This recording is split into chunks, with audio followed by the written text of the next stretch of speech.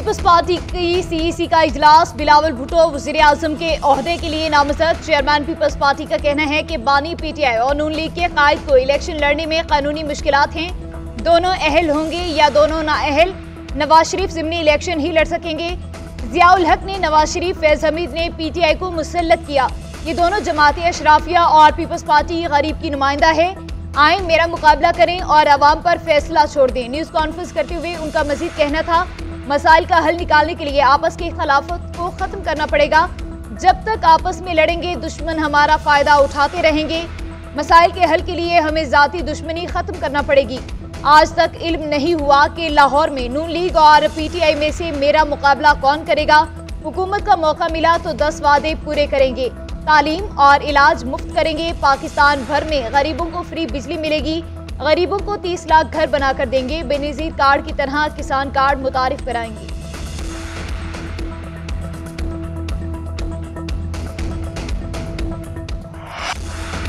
Peshawar high court से जरताज गुल की राहदारी जमानत मंजूर। पेशावर पुलिस समेत तमाम कानून नाफिज करने वाले इदारों को जरताज गुल की गिरफ्तारी से रोक दिया गया। खातून रहनुमा को 1 लाख रुपए के मचलके जमा करवाने का हुक्म। चीफ जस्टिस इब्राहिम खान ने फैसला सुना दिया, मुझे जमानत दे दें, ये लोग गिरफ्तार कर लेंगे। जरताज गुल का अदालत में बयान, जरताज गुल किसी मुकदमे में मतलूब नहीं, गिरफ्तार नहीं करेंगे। सीसीपीओ का अदालत में बयान, जरताज गुल को किसी भी केस में गिरफ्तार ना किया जाए। किसी ने हाथ तक लगाया तो मैं जानूं और पुलिस जाने। चीफ जस्टिस ने रिमार्क दिए कि पेशावर हाई कोर्ट में क्या कुछ हो रहा था कि मुझे इस्लामाबाद से आना पड़ा। अगर किसी को इंसाफ नहीं दे सकता तो मुझे इस्तीफा देना चाहिए। मैं ना पहुंचता तो क्या ये खातून सारी रात हाई कोर्ट में गुजारती। गेट के बाहर मेरे 22 ग्रेड के अफसर की बेइज्जती हुई है। क्या पुलिस में 22 ग्रेड का अफसर है? हमारे किसी वकील से जुल्म होगा तो रात 3 बजे भी अदालत लगाऊंगा। वकला से बदतमीजी करने वाले पुलिस एहलकारों के खिलाफ कार्रवाई का हुक्म। चीफ जस्टिस ने अपने पीएसओ की सरबराही में कमेटी तश्कील दे दी।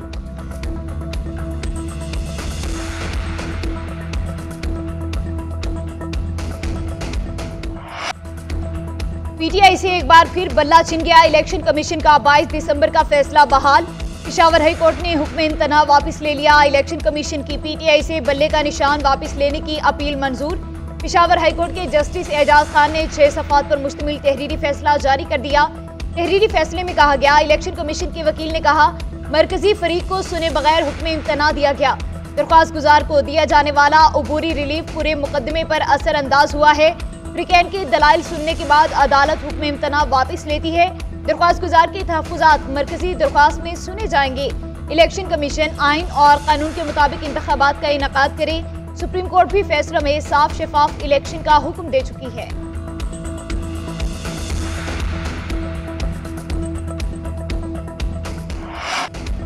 बैरिस्टर गौहर का पेशावर हाई कोर्ट के फैसले के खिलाफ आज सुप्रीम कोर्ट जाने का ऐलान। कहते हैं अगर बल्ले का निशान ना दिया गया तो ये जमहूरियत की हार है। अवाम इसको तस्लीम नहीं करेंगे। इलेक्शन की शफाफियत पर सवाल उठेगा। इंतखाबी निशान ना मिलने पर हर उम्मीदवार आज़ाद हैसियत में इलेक्शन लड़ेगा। इंतखाबात का बायकॉट नहीं करेंगे। हम मैदान खाली नहीं छोड़ेंगे। मुखालफिन अंडर 19 से घबरा रहे हैं। फैसला जल्दबाजी में किया गया। यकीन है सुप्रीम कोर्ट बल्ले का निशान बहाल कर देगी। इलेक्शन कमीशन को हमारे बल्ले के निशान से कोई एतराज़ है तो हमें कोई और निशान दे दें। हमने कभी नहीं कहा डायलॉग नहीं चाहते। बानी चेयरमैन पीटीआई पर चार्जशीट एक सियासी इंतकाम का निशाना है। बैरिस्टर अली जफर ने कहा, मुल्क में करप्शन की बुनियाद रखी जा रही है। स्टे ऑर्डर वापस लेना समझ से बालातर है। अदालत ने कहा था कि 9 जनवरी को डिवीजन बेंच फैसला सुनाएगा।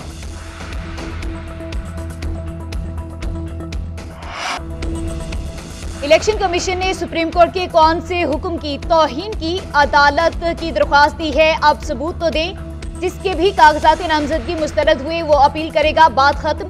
2013 के इलेक्शन में भी इल्जामात लगाए गए। अदालत का तब भी वक्त जाया किया, कोई ठोस इल्जाम ना निकला। मौजूदा चीफ इलेक्शन कमिश्नर को भी आपने तयनात किया, हमने नहीं। आप चाहते हैं हम इलेक्शन कमीशन का काम करें, हम कैसे कह दें फलां सियासी जमात के उम्मीदवार के कागजात नामजदगी मंजूर करें, फलां के मुस्तरद कर दें। अदालतें इलेक्शन के लिए हर सियासी जमात के पीछे खड़ी हैं। चीफ जस्टिस के लेवल प्लेइंग फील्ड केस पर समाअत के दौरान रिमार्क्स। लतीफ खोसा ने कहा कि पंजाब में पीटीआई को लेवल प्लेइंग फील्ड नहीं दी जा रही। हमारे उम्मीदवारों को रिटर्निंग ऑफिसर के दफातर में जाने से रोका गया। पुलिस उठा लेती है, आरोज दफातर बंद कर देते हैं। क्या एक खत लिखकर इलेक्शन कमीशन जिम्मेदारियों से ही मुबर्रा हो गया? चीफ जस्टिस ने रिमार्क्स दिए कि आपने आईजी, चीफ सेक्रेटरीज के खिलाफ तौहीन अदालत मांगी है, उनका इलेक्शन से क्या लेना देना। अदालत ने आईजी, चीफ सेक्रेटरी और एडवोकेट जनरल पंजाब को नोटिस जारी कर दिए। इलेक्शन कमीशन के अहकामात पर अमल दरामद की रिपोर्ट तलब। आरोज के फैसलों के खिलाफ अपीलें दायर करने का वक्त खत्म। शहबाज शरीफ के एन 242 कराची से कागजात नामजदगी की मंजूरी चैलेंज। पीपल्स पार्टी के उम्मीदवार मसूद खान मंदोखेल की रिटर्निंग अफसर का फैसला कलअदम करार देने की इस्तदा। मरियम नवाज के कागजात नामजदगी की मंजूरी का फैसला चैलेंज। नवाज शरीफ के खिलाफ अपील पर जवाब तलब। एन 122 में बानी चेयरमैन PTI की अपील दायर की गई। अख्तर मैंगल ने भी ट्राइब्यूनल से रजू कर लिया। PTI के उमैर नियाजी के कागजात नामजदगी पर एतराज़ात खत्म। परवेज इलाही ने NA 59 और PP 23 के फैसले चैलेंज कर दिए। NA 214 से PTI उम्मीदवार शाह महमूद कुरैशी और जैन कुरैशी के अपील पर जवाब तलब। हलीम आदिल शेख की अपील पर भी इलेक्शन कमीशन को जवाब जमा करवाने की हिदायत। फहमीदा मिर्जा 21 करोड़ की बैंक डिफाल्टर निकली, कागजात मुस्तरद कर दिए गए। इस्लामाबाद के 3 हलकों से शुएब शाहीन की दरख्वास्त पर फैसला महफूज। इलेक्शन ट्रिब्यूनल में फ्रीकैन के दलाइल मुकम्मल। ट्रिब्यूनल ने इस्तफसार किया कि दोनों आरोज के ऑर्डर में एक लफ्ज का भी फर्क नहीं है। क्या दोनों हलकों के रिटर्निंग ऑफिसर एक ही हैं? शुएब शाहीन ने बताया रिटर्निंग अफसरान मुख्तलिफ हैं, लेकिन ऑर्डर में एक लफ्ज का भी फर्क नहीं। लगता है ऑर्डर लिखा एक जगह गया, फिर सबने वही जारी कर दिया। अदालत ने इस्तफसार किया, क्या ये RO आर्टिकल 62(1)F की डिक्लेरेशन दे सकता है? शुएब शाहीन ने बताया कि RO के पास ऐसा कोई इख्तियार नहीं, अदालत डिक्लेरेशन दे सकती है। रियासत को अपना माइंडसेट बदलना होगा। हुकूमत तहरीरी तौर पर बता दे मजीद किसी को गैर कानूनी लापता नहीं किया जाएगा। हमें किसी सेक्शन ऑफिसर का बयान नहीं चाहिए। जबरी गुमशुदगी केस की समाअत के दौरान चीफ जस्टिस के रिमार्क्स। कहा इस मुल्क को अपनों ने ही फ्रैक्चर किया है, सिर्फ अदालती फैसलों से कुछ नहीं होगा। शुएब शाहीन ने कहा कि इमरान रियाज पेश होने के लिए तैयार हैं, अदालत प्रोटेक्शन दे। चीफ जस्टिस ने कहा किसी के जाती नौयत के केस नहीं सुनेंगे। क्या हम किसी के लिए रेड कारपेट बिछाएंगे? किसी को खदशात हैं तो मुकदमा दर्ज कराए। हमारे पास कोई फौज खड़ी है जो प्रोटेक्शन दें। आमना जंजुआ ने बताया कि मुशर्रफ दौर में मेरे शोहर को उठाया गया, दोस्त से मिलने पेशावर के लिए निकले थे लेकिन पहुंचे नहीं। लापता अफराद कमीशन ने मेरे शोहर को 2013 में मुर्दा करार दिया था। कमीशन को तमाम प्रोटेक्शन ऑर्डर अटॉर्नी जनरल को फराहम करने की हिदायत। समाअत 9 जनवरी तक मुलतवी। तौहीन इलेक्शन कमीशन केस में बानी चेयरमैन PTI और फवाद चौधरी पर फर्द जुर्म आयद। दोनों मुलजिमों का सेहते जुर्म से इनकार। चार्जशीट में लगे इल्जामात झूठे करार दे दिए। चार्जशीट के मुताबिक मुलजिमों ने मनसूबाबंदी से तज़हीक आमेज मुहिम चलाई। कई मरतबा मुतासिबाना जबान इस्तेमाल की गई। मनगढ़ंत इल्जामात आयद किए। 4 अगस्त और 10 अगस्त 2022 को इलेक्शन कमीशन को स्कैंडलाइज किया। सुप्रीम कोर्ट की ऑब्जर्वेशन के तहत इलेक्शन कमीशन मुलजिमान के खिलाफ कार्रवाई का मुजाज है। तौहीन इलेक्शन कमीशन के 16 जनवरी तक मुलतवी। आइंदा समाअत इलेक्शन कमीशन में होगी।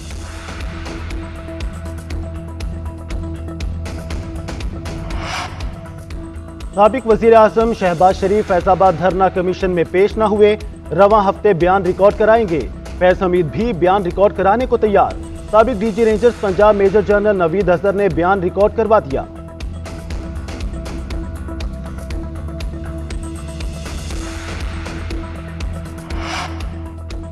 मेयर कराची टाउन नाज़मीन इंतखाबी ज़ाब्ता अखलाक की खिलाफ वर्जी कर रहे हैं। MKM के कन्वीनर खालिद मकबूल सिद्दीकी का chief election commissioner Sikandar Sultan Raja को खत। कहा अवामी फंड्स का इस्तेमाल तरक्याती मनसूबों का इफ्तिताह किया जा रहा है। अवाम का पैसा और वसाइल का इस्तेमाल वोटर्स को मुतासिर करने के लिए किया जा रहा है। ये मामला इंतखाबी अमल की साख को मुतासिर कर रहा है। तमाम जमातों को लेवल प्लेइंग फील्ड नहीं मिल रही। बल्दियाती नुमाइंदों का ये अमल इंतखाबात 2024 के नताइज में हेरा फेरी के मुतरादिफ है। ज़ाब्ते अखलाक की खिलाफ वर्जी पर सख्त कार्रवाई की जाए। निगरान वज़ीर आज़म अनवारुल हक काकड़ की ज़ेर सदारत खसूसी सरमायाकारी की सहूलत कौंसिल की एपेक्स कमेटी का इजलास। आर्मी चीफ, विफाकी वुज़रा और वुज़रा आला और दीगर हुकाम की शिरकत। वजारतों की मंसूबों पर पेशरफ्त और मुतवक्के सरमायाकारी पर ब्रीफिंग। एपेक्स कमेटी का पेशरफ्त पर इत्मीनान का इजहार। सरमायाकारों को सहूलत फराहम करने के लिए इंफ्रास्ट्रक्चर की तरक्की को तेज़ करने पर इत्तफाक। एलामिया के मुताबिक कमेटी ने दोस्त ममालिक के साथ मुआशी रवाबत में इजाफे को सराहा। निजकारी पर पेशरफ्त का भी जायजा लिया गया। कमेटी ने स्मगलर्स और जखीरा अंदोजों के खिलाफ कार्रवाई जारी रखने के पुख्ता अज़्म का इजहार किया।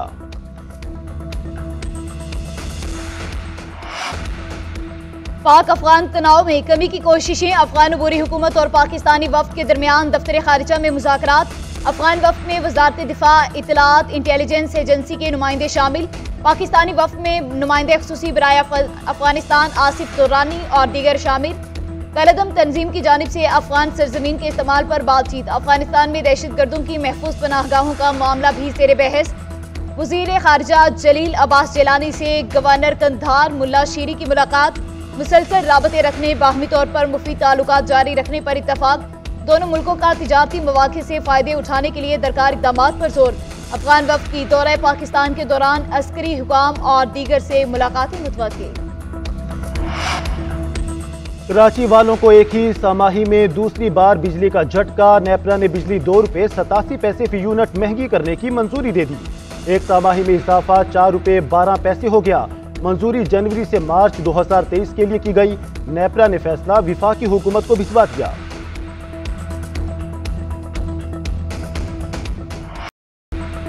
सिडनी टेस्ट मैच का आज दूसरा रोज। ऑस्ट्रेलिया 6 रन से अपनी इनिंग्स का आगाज करेगा। पाकिस्तान ने अपनी पहली इनिंग्स में 313 रन बनाए।